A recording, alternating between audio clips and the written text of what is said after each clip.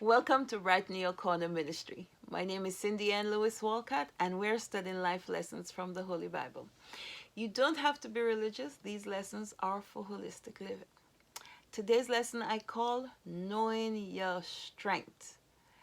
And we are going to study this lesson in Genesis chapter 32, verses 24 to 32.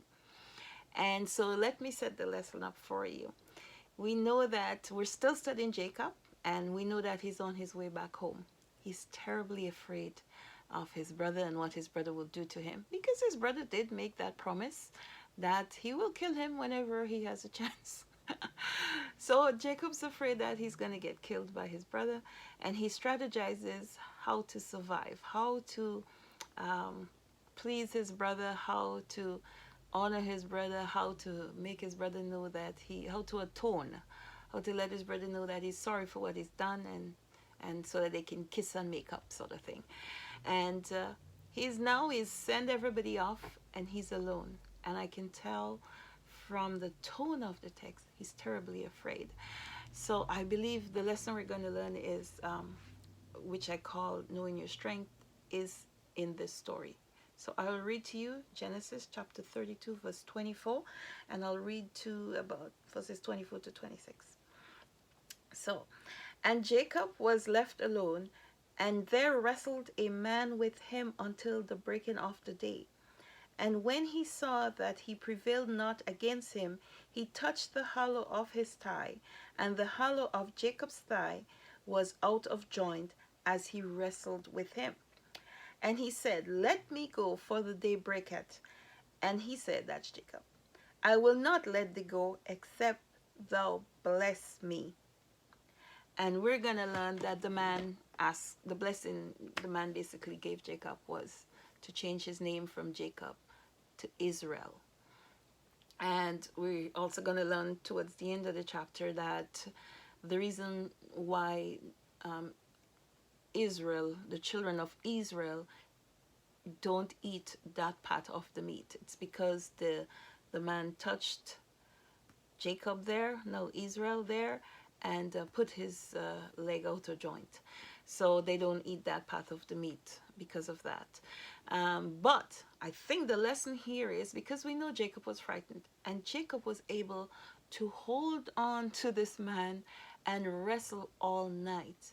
Um, he Maybe in his mind he thought it was Esau, but I think he knows it's not Esau. It's somebody that's strong, that beyond human strength.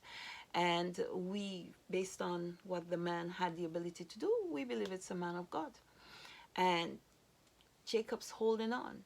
So I think this event happened here for Jacob to know his strength, for him to know his inner strength. He knows he's blessed, but at that moment in fear, as fear can cripple us, that we can forget all the preparation we made, all the things we have to support us to go beyond that point of fear. Fear has the ability to creep up on us and cripple us, just halt us in our track. And I think this wrestling match is happening here to let Jacob know how strong he is. And we are going to have that in our daily lives, where we're going to be afraid to proceed on a matter or with a situation. And we have to take stock. We have to assess ourselves. We have to have confidence in our ability, in our preparation thus far, you know. And I think in a way Jacob is holding on here because he knows his life depends on it. We, from day to day, our survival depends on how we assess our strength. You may seem like you're down and out, but you know what you have. If you know what you have, if you know your inner strength and your abilities, you have to have confidence in that it will take you through the darkness. It will take you through the night into the morning. And I know there's an old saying, the darkest hour is before dawn. So when things seem as dark as ever, if you have confidence in your ability and you take stock of your assets, what you have, your strength and your perseverance, the dawn comes. I believe this is a very good lesson, especially for young people who might be going through difficult times, dark days, peer pressure, or whatever. Get inside you and pull out from you that strength, that thing you didn't know you had. Think about Jacob here. He's alone. He's weak. He's frightened. He's coward. Um, he thinks that's the end. It's going to be the end of him, but he's not going to give up. He's going to hold on to the very end until he gets what he wants. This is a powerful lesson, and I hope you see it. Go back and read. I ask you to do this all the time.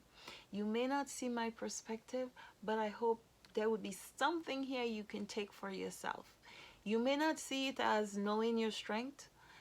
You may see it as something else. But I say, because I often ask people, young people I deal with a lot, and I ask them to take stock of your abilities. Sometimes we set our goals and our sights on something else that seems to frustrate us. And we don't take stock on ourselves. I think before we do anything, we should know what we have. We should know what our abilities are. We should know where we need to improve. We should know where we need to bring help in, and so on. And this lesson is here so that Jacob would know that he had all that. He had the strength, if need be, to wrestle Esau. And he's had the promise from God. So there was no need for him to be afraid. And I like the fact that he did strategize, which raises our understanding of going through life. We need a strategy to take us from day to day, and we have the strength to wrestle the men that come, or I don't mean man as in the literal man, I mean the giants, the things that we tend to fear. We can overcome. We can overcome. We can overcome. Indeed. I hope you do find this very educational, very inspirational, make you want to get up and wrestle something down. Have no fear.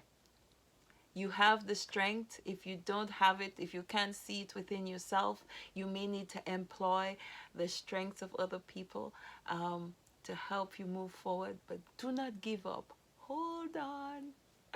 Have a beautiful day. Remember to give me a thumbs up, share and subscribe, and click that link. And when you share my video, ask your friends to click the link and not the picture, because the link takes you back to YouTube. Okay, thank you very much and have a good day now. Bye-bye.